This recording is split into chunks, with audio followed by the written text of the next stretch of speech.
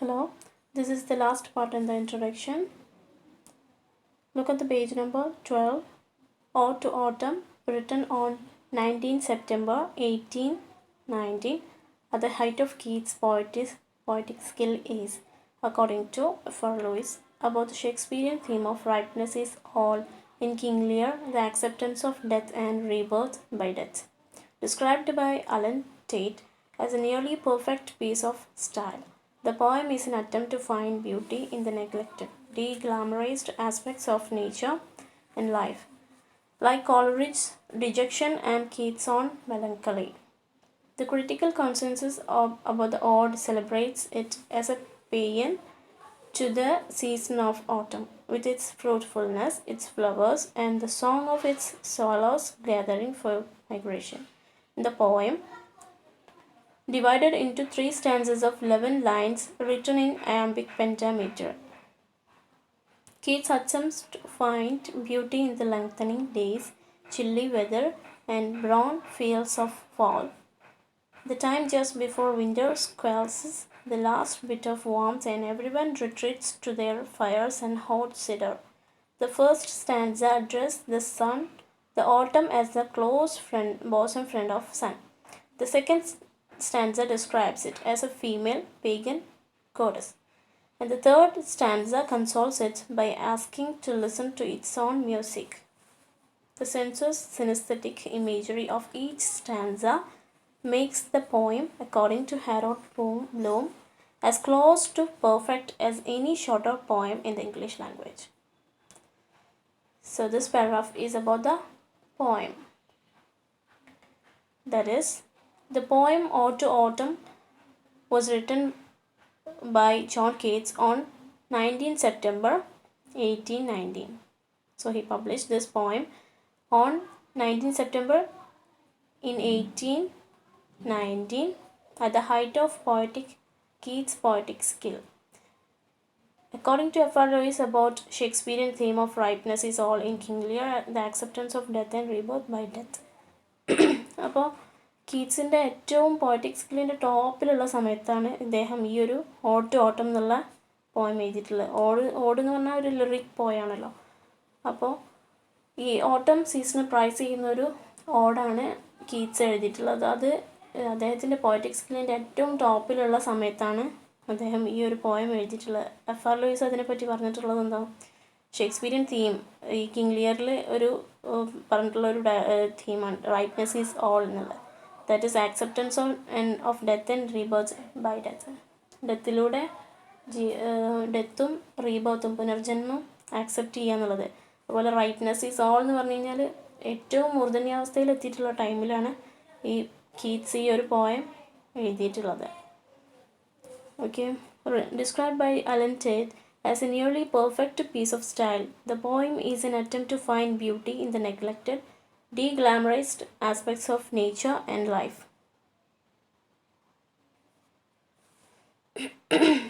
Like Coleridge's dejection and Keats' own melancholy. ഇപ്പോൾ ഈ കോളറിജ് എന്ന് പറഞ്ഞാൽ റൊമാൻറ്റിക് പോയറ്റ്സിൽ പെട്ട ആളാണല്ലോ. അദ്ദേഹത്തിൻ്റെ ഡിജക്ഷൻ എന്ന് പറഞ്ഞിട്ടുണ്ടെങ്കിൽ ഓഡ് ഓൺ ഡിജക്ഷൻ. അപ്പോൾ ഡിജക്ഷൻ എന്ന് പറഞ്ഞിട്ടുണ്ടെങ്കിലും മെലങ്കളി എന്ന് പറഞ്ഞാലൊക്കെ സാഡ് അല്ലെങ്കിൽ ഡിപ്രസ്ഡ് സ്റ്റേറ്റ് എന്നാണ് ഉദ്ദേശിക്കുന്നത്. ഇപ്പോൾ കോളറിജിൻ്റെ ഓഡാണ് ഡിജക്ഷൻ. കീറ്റ്സിൻ്റെ വേറൊരു ഓഡ്. കീറ്റ്സ് റോട്ട് 6 ഓഡ്സ് എന്നുള്ളത് ഇൻട്രൊഡക്ഷൻ്റെ ഫസ്റ്റ് പാർട്ടിൽ പറഞ്ഞിട്ടുണ്ടായിരുന്നു. 6 ഓഡ്സ് എഴുതിയിട്ടുണ്ട് കീറ്റ്സ്. അപ്പോൾ കീറ്റ്സിൻ്റെ മറ്റുള്ള ഓഡ്സിൽ പെട്ടപ്പോൾ ഓഡ് ടു ഓട്ടം ഒരു ഓഡാണല്ലോ. അതുപോലെ വേറെ ഓഡ് ഓൺ നൈറ്റിംഗേൾ അതൊക്കെ പോലെ വേറൊരു ഓഡാണ് ഓഡ് ഓൺ മെലങ്കളി എന്നുള്ളത്. അദ്ദേഹത്തിൻ്റെ വേറൊരു ഓഡാണ്. അപ്പോൾ അതിലൊക്കെ എന്താണ് ആ പോയത്തിലൊക്കെ ഉള്ള ഓഡിലൊക്കെ ഉള്ള പോലെ തന്നെ ലൈഫിൻ്റെയും ജീവിതത്തിൻ്റെയും അതുപോലെ പ്രകൃതിയിലൊക്കെ ആയിട്ടുള്ള അധികം ആരും ശ്രദ്ധിക്കാത്ത നെഗ്ലക്റ്റഡ് ആയിട്ടുള്ള അധികം ആൾക്കാർ ഇമ്പോർട്ടൻസ് കൊടുക്കാത്ത അൺഇമ്പോർട്ടൻ്റ് ആയിട്ടുള്ള കാര്യങ്ങളിലൊക്കെ ബ്യൂട്ടി കണ്ടെത്തുക എന്നുള്ളതാണ് ഈ പോയറ്റ്സൊക്കെ ചെയ്തിട്ടുള്ളത്. ഈ ഒരു ഓഡ് ടു ഓട്ടം എന്നുള്ളതിലും അത് തന്നെയാണ് കാണാൻ പറ്റുക. So this poem, Ode to Autumn, is an attempt to find beauty in the neglected, de-glamorized aspects of nature and life, like Cole's dejection and Keats' own melancholy. The critical consensus consensus about the ode celebrates it as a paean to the season of autumn. അപ്പോൾ നമുക്ക് ഇതിലൊരു sentence കാണാൻ, ഒരു word കാണണ്ടല്ലോ, പെയ്യൻ എന്നുള്ള, PAEAN. അങ്ങനെ പറഞ്ഞിട്ടുണ്ടെങ്കിൽ price ചെയ്യുക എന്നുള്ളതാണ്. അതായത് ഓട്ടം സീസണ് എന്താ കീർത്തനങ്ങൾ അല്ലെങ്കിൽ സ്തുതിഗീതം എന്നൊക്കെ പറയും, സ്തോത്രങ്ങൾ എന്നൊക്കെ പറയുമല്ലോ. അപ്പോൾ അതേപോലെ പ്രൈസ് ചെയ്യുന്ന ഓട്ടം സീസണ് അത്രയും പുകഴ്ത്തി പാടുന്ന ഒരു മ്യൂസിക്, ഒരു ലിറിക് പോയാണ് ഈ ഒരു പോയെന്നാണ് ഇതിനെക്കുറിച്ചിട്ടുള്ള ക്രിട്ടിക്കലായിട്ടുള്ള കമൻറ്റ്സ്. ഈ ഒരു പോയം സെലിബ്രേറ്റ് ചെയ്യുന്നത് എന്താണ്, paean to the season of autumn എന്നാണ് പറയുന്നത്. ഓട്ടം സീസണാണ് ഇതിൽ പ്രൈസ് ചെയ്യുന്നത്. With its fruitfulness. സോ ഓട്ടം സീസണിൽ എന്തുണ്ട്, ഫ്രൂട്ട്ഫുൾനെസ് ഉണ്ട്, അതിൻ്റെ ഫ്ലവേഴ്സ് ഉണ്ട്, ആ ഒരു സമയത്തുള്ള and the music of it. ഓട്ടം സീസണിലുള്ള സോങ് അല്ലെങ്കിൽ മ്യൂസിക്, സ്വോളോസ് ഗ്യാതറിങ് ഫോർ മൈഗ്രേഷൻ. അപ്പോൾ ഓട്ടം സീസണിലുള്ള പഴക്കാലം ഉണ്ടല്ലോ, ഫ്രൂട്ട്സ് ഏറ്റവും എന്താ പറയുക, ഫ്രൂട്ട്സ് ഉണ്ടാവുന്ന ഒരു സീസണാണത്, ഫ്രൂട്ട്ഫുൾനെസ്. പിന്നെ ആ സമയത്ത് ഉണ്ടാകുന്ന ഫ്ലവേഴ്സ്, അതുപോലെ അതിൻ്റെ സോങ്, ഓട്ടം സീസണിലുള്ള സോങ് അല്ലെങ്കിൽ മ്യൂസിക്. അതുപോലെ സ്വോളോസ് എന്നൊക്കെ പറയുമ്പോൾ എന്ത് ചെയ്യും, പക്ഷികളുണ്ടല്ലോ, ഈ എന്താ പറയുക, ചേക്കേറി പോകുന്ന പക്ഷികളുണ്ടല്ലോ, അവർ എന്ത് ചെയ്യും, ഓരോരുത്തുനിന്ന് മറ്റൊരിടത്തേക്ക് ഇങ്ങനെ ചേക്കേറിക്കൊണ്ടേയിരിക്കും. അപ്പോൾ അവരിങ്ങനെ ഗ്യാതറിങ് ഫോർ മൈഗ്രേഷൻ, ഓരോരുത്തുനിന്ന് ഓരോരുത്തേക്ക് ഇങ്ങനെ എന്ത് ചെയ്യും, ഫ്രൂട്ട്സും മരങ്ങളിലൊക്കെ അങ്ങനെ ഓരോന്ന് കഴിച്ചിട്ടും അതിൻ്റെ ഇതൊക്കെ ആസ്വദിച്ചിട്ട് ഐറ്റങ്ങളിങ്ങനെ പാർക്കും. അപ്പോൾ ആ ഒരു ഇമേജറിയാണ് നമുക്ക് തരുന്നത്. In the poem divided into 3 stanzas of 11 lines. Okay. അപ്പോൾ റിട്ടൺ ഇൻ അയാംബിക് പെൻറ്റാമീറ്റർ. അപ്പോൾ നിങ്ങൾക്ക് ഈ പോയം നോക്കിക്കഴിഞ്ഞാൽ കാണാം എന്താണ്, there are 3 stanzas in this poem. So the poem is divided into 3 stanzas. 3 stanza ആണുള്ളത്. പക്ഷേ ഓരോ സ്റ്റാൻസയിലും 11 ലൈൻസ് ആണുള്ളത്. So in total it will be 33 lines. അപ്പോൾ 3 stanza poem divided into 3 stanzas of 11 lines each. Okay. Written in iambic pentameter. Keats' attempt to find beauty in the lengthening days, chilly weather, and brown fields of fall, the time just before winter squelches the last bit of warmth, and everyone retreats to their fires and hot cider. So, what is iambic pentameter? അത് ഈ പോയട്രിയിൽ, English പോയട്രിയിലൊക്കെ ഉപയോഗിക്കുന്ന ഒരു മീറ്ററാണ്. നമുക്കതിനെക്കുറിച്ച് പറയാം. In the poem, so poem divided to 3 stanzas of 11 lines. So what is iambic pentameter? So iambic pentameter is a line of verse with 5 metrical feet, each consisting of one short or unstressed syllable followed by one long stressed syllable. For example, 2 households both alike in dignity. അപ്പോൾ ഈ ഓരോ ലൈനിലും 5 metrical ഫീറ്റാണ് ഉണ്ടാവുക. വേർഡ്സിനെ 5 metrical ഫീറ്റായിട്ടാണ് അവർ divide ചെയ്യുന്നത്. A line of words with 5 metrical feet. അപ്പോൾ ഓരോ വേർഡ്സും എങ്ങനെയായിരിക്കും, ഫസ്റ്റത്തെ അൺസ്ട്രെസ്ഡ് അല്ലെങ്കിൽ ഷോർട്ട് സിലബിൾ ആയിരിക്കും, അതിൻ്റെ ബാക്കിൽ വരുന്നത് ലോങ് ആയിട്ടുള്ള അല്ലെങ്കിൽ സ്ട്രെസ്ഡ് സിലബിൾ ആയിരിക്കും. ഫസ്റ്റത്തെ അൺസ്ട്രെസ്ഡ്, ബാക്കിൽ സ്ട്രെസ്ഡ് സിലബിൾ ആയിരിക്കുന്നത്, അല്ലെങ്കിൽ ഷോർട്ട് സിലബിളിനെ ലോങ് സിലബിൾ ആയിരിക്കും ഫോളോ ചെയ്യുന്നത്. അതിനൊരു എക്സാമ്പിളാണ് കൊടുത്തിട്ടുള്ളത്, 2 households both alike in dignity. അതിൻ്റെ സ്ട്രെസ്ഡ് അൺസ്ട്രെസ്ഡ് എന്നുള്ള ഒരു പാറ്റേൺ, അത് ഫസ്റ്റത്തെ അൺസ്ട്രെസ്ഡ് ആയിരിക്കും, ബാക്കിൽ വരുന്നത് സ്ട്രെസ്ഡ് സിലബിൾ ആയിരിക്കും. അങ്ങനെയുള്ളൊരു മീട്രിക്കൽ ഫീറ്റ് ബേസ് ചെയ്തിട്ടുള്ളൊരു ലൈൻ ഓഫ് വേർഡ്സിനെയാണ് നമ്മൾ അയാംബിക് പെൻറ്റാമീറ്റർ എന്നുള്ള രീതിയിൽ പറയുന്നത്. Iambic pentameter is a type of metric line used in traditional English poetry and verse drama. Okay. Verse ഡ്രാമയിലും ഇംഗ്ലീഷ് പോയട്രിയിലൊക്കെ ഉപയോഗിക്കുന്ന ഒരു ടൈപ്പ് ഓഫ് മീട്രിക് ലൈനാണ്. അതിനാണ് അയാംബിക് പെൻറ്റാമീറ്റർ എന്ന് പറയുന്നത്. The term describes rhythm or meter established by words in that line. അപ്പോൾ ആ ലൈനിലുള്ള വേർഡ്സ് ഉണ്ടല്ലോ, അതിൽ വരുന്ന റിതം മീറ്ററൊക്കെയാണ് ഇതിന് അയാംബിക് പെൻറ്റാമീറ്റർ എന്ന് പറയുന്നത്, type of metric line. So it is measured in small Rhythm is measured in small groups of syllables called feet. അപ്പോൾ ആ റിതം മെഷർ ചെയ്യുന്നത് എങ്ങനെയാണ്, സിലബിൾസ്, സ്മോൾ സിലബിൾസ് ആണ് ഫീറ്റ് എന്ന് പറയുന്നത്, അതിൻ്റെ ബേസിലാണ് അത് മെഷർ ചെയ്യുന്നത്. Keats attempts to find beauty in the lengthening days. അപ്പോൾ ഈ പോയത്തിൽ Keats attempts to find beauty in the lengthening days, chilly weather, and brown fields of fall, the time just before winter squells the last bit of warmth, and everyone retreats to their fires and hot cider.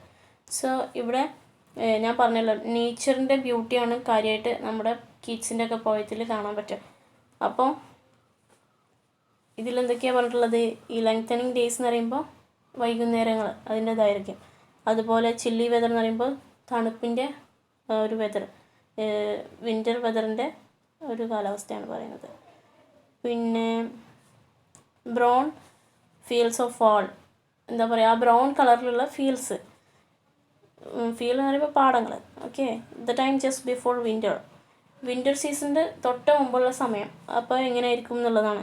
സ്ക്വെൽസസ് the last bit of വാംത്തിൻ്റെ എന്താണ് അവസാനത്തതും കുറഞ്ഞുകൊണ്ടിരിക്കുകയായിരിക്കും. Winter വരുമ്പോൾ പിന്നെ തണുപ്പിലേക്ക് മാറില്ലേ.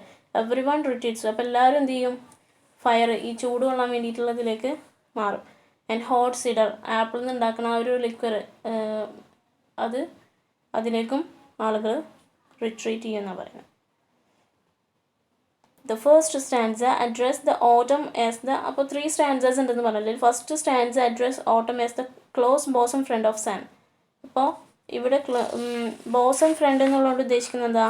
Bosom front of sun എന്ന് പറഞ്ഞിട്ടുണ്ടെങ്കിൽ close friend to whom every secret is confessed. അപ്പോൾ നമ്മുടെ ഏറ്റവും ക്ലോസ് ഫ്രണ്ടിനോടാണ് നമ്മളെല്ലാ രഹസ്യങ്ങളും, നമ്മുടെ സീക്രട്സ് എല്ലാം കൺഫെസ് ചെയ്യുക. അപ്പോൾ അതുപോലെയാണ് സണ്ണിൻ്റെ ഏറ്റവും ബോസം ഫ്രണ്ടാണ് ഓട്ടം സീസൺ എന്നാണ് പോയിട്ട് പറയുന്നത്. അപ്പോൾ ഫസ്റ്റ് സ്റ്റാൻസ അഡ്രസ്സ് ചെയ്യുന്നത് ഓട്ടം സീസൺ എന്ന് പറഞ്ഞിട്ടുണ്ടെങ്കിൽ സണ്ണിൻ്റെ ഏറ്റവും ക്ലോസ് ബോസം ഫ്രണ്ടാണ് ഓട്ടം സീസൺ എന്നാണ് പറയുന്നത്. Second stanza describes it as a female pagan goddess. അപ്പോൾ സെക്കൻഡ് സ്റ്റാൻസയിൽ വന്നിട്ട് പറയുന്നത് എന്താണ്? നമ്മുടെ ഓട്ടം സീസൺ എന്താണ്? ഒരു ഗോഡസ് ആണ്, അല്ലെങ്കിൽ ഒരു പേഗൻ ആണ് എന്നാണ് പറയുന്നത്. ഒരു female goddess, female pagan goddess ആണെന്നാണ് പറയുന്നത്. And the third stanza consoles its by asking to listen to its own music. അപ്പോൾ ഓട്ടം സീസണിൻ്റെ മ്യൂസിക് ശ്രവിക്കാനാണ് തേർഡ് സ്റ്റാൻസ ആവശ്യപ്പെടുന്നത്. Okay, the senses synesthetic imagery of each stanza makes the poem, according to Harold Bloom, as close to perfect as any shorter poem in the English language. Census എന്ന് പറഞ്ഞിട്ടുണ്ടെങ്കിൽ നിങ്ങൾക്ക് അറിയാലോ, there are 5 senses. അപ്പോൾ നമുക്ക് നമ്മുടെ ഇന്ദ്രിയങ്ങൾ അല്ലെങ്കിൽ sense കൊണ്ട് കാണാൻ പറ്റുന്നത്, കേൾക്കാൻ പറ്റുന്നത്, അങ്ങനെ ഫീൽ ചെയ്യാൻ പറ്റുന്ന അങ്ങനത്തെ കാര്യങ്ങളൊക്കെ, അങ്ങനത്തെ ഇമേജറിയാണ് ഇതിൽ കൊണ്ടുവരുന്നത്. So what is synesthetic imagery?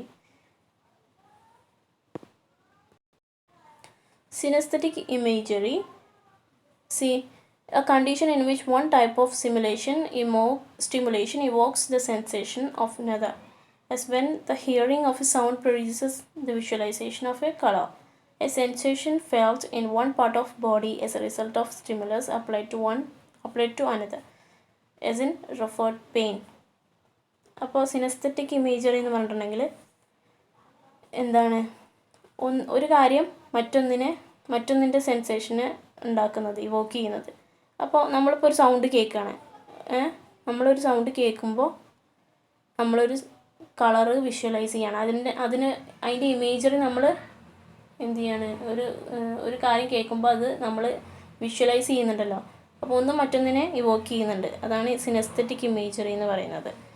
Sensation felt in one part of body as a result of stimulus applied to അത്. അപ്പോൾ നമ്മുടെ സ്കിൻ എന്ന് പറയുമ്പോൾ ഒരു സെൻസാണല്ലോ, അതിലെന്തെങ്കിലും ഫീൽ ചെയ്യുമ്പോൾ, അത് പെയിനൊക്കെ ആയിട്ട് ഫീൽ ചെയ്യുമ്പോൾ അത് വരുന്ന ആ ഒരു ഇവോക്ക് ചെയ്യുന്നത്, ഇതെല്ലാം സിനസ്തെറ്റിക് ഇമേജറിയാണ്. അപ്പോൾ ഹാരോൾഡ് ബ്ലൂമിനെ സംബന്ധിച്ചിടത്തോളം ഈ ഒരു ഓരോ സ്റ്റാൻസയിലുള്ള സിനസ്തെറ്റിക് ഇമേജറി പ്രൊവൈഡ് ചെയ്യുന്നുണ്ടല്ലോ, ഓരോ സ്റ്റാൻസയിലും ലൈൻസ്. അതുകൊണ്ട് തന്നെ ഈ പോയം ഇംഗ്ലീഷ് ലാംഗ്വേജിൽ ഏതൊരു ഷോർട്ട് പോയത്തിനും എത്രത്തോളം പെർഫെക്റ്റ് ആകാൻ പറ്റുമോ അത്രയും പെർഫെക്റ്റ് ആണ് ഈ പോയം എന്നാണ് ഹാരോൾഡ് ബ്ലൂം ജോൺ കീറ്റ്സിൻ്റെ ഓഡ് ടു ഓട്ടം എന്നുള്ള പോയത്തിന് വിശേഷിപ്പിക്കുന്നത്. കാരണം the lines in each stanza makes the poem as close to perfect as any shorter poem in the English language because of its sensuous synesthetic imagery. ഞാൻ പറഞ്ഞല്ലോ, നമ്മുടെ സെൻസുകൾക്ക് pleasure നൽകുന്ന, നമുക്ക് ഓരോന്നും ആ ഒരു മ്യൂസിക് കേൾക്കുമ്പോൾ കിട്ടുന്ന ആ ഒരു എന്താണ് സെൻഷ്യസ് ആയിട്ടുള്ള പ്ലഷർ അല്ലെങ്കിൽ വിഷ്വലൈസ് ചെയ്യാനുള്ള പവർ ഈ ഒരു പോയത്തിന് പ്രൊവൈഡ് ചെയ്യുന്നുണ്ടെന്നുള്ളതാണ്. So sensuous synesthetic imagery of each stanza makes the poem as close to perfect as any short poem in the English language, according to Harold Bloom. So that's all the introduction. So next we are going to learn the poem Ode to Autumn. So what is an ode? What is an ode?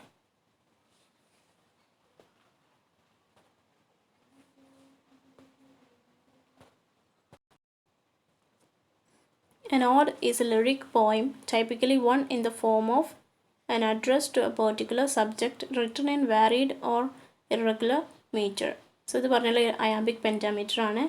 3 stanza of 11 lines each എന്ന് പറഞ്ഞിട്ടുണ്ടായിരുന്നു. So this is a lyric poem. Ode to Autumn is a lyric poem, typically one in the form of an address to the autumn. ഇവിടെ autumn season ആണ് address ചെയ്യുന്നത്, to a particular subject, that is autumn season, written in varied or irregular meter. So that is ode.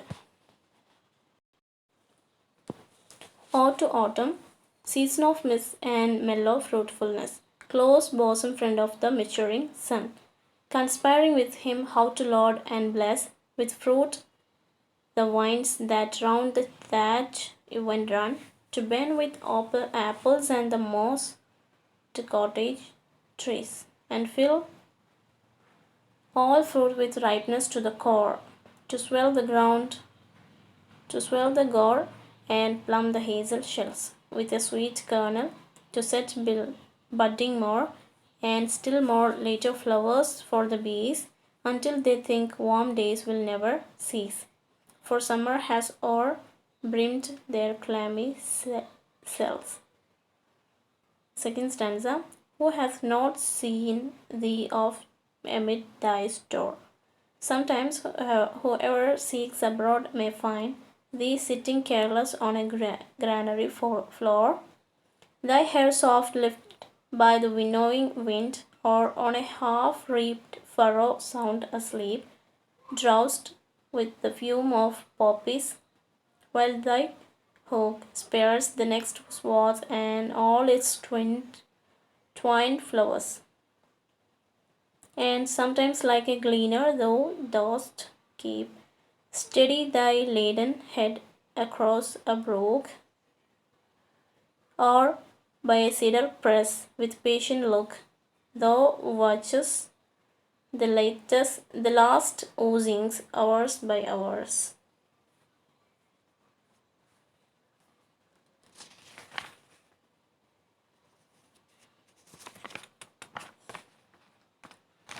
Where are the songs of spring? Where are they? Think not of them, thou hast thy music too. While bar clouds bloom the soft dying day, and touch the stubble plains with rosy hue, then in a wailful choir the small gnats mourn among the river's sallows, borne aloft, or sinking as the light wind lives or dies. And full-grown lambs loud bleat from hilly bourne. Heads crickets sing, and now with treble soft, the red beast whistles from a garden croft, and gathering swallows twitter in the skies. We will have explanation based on this poem in the next class. Thank you.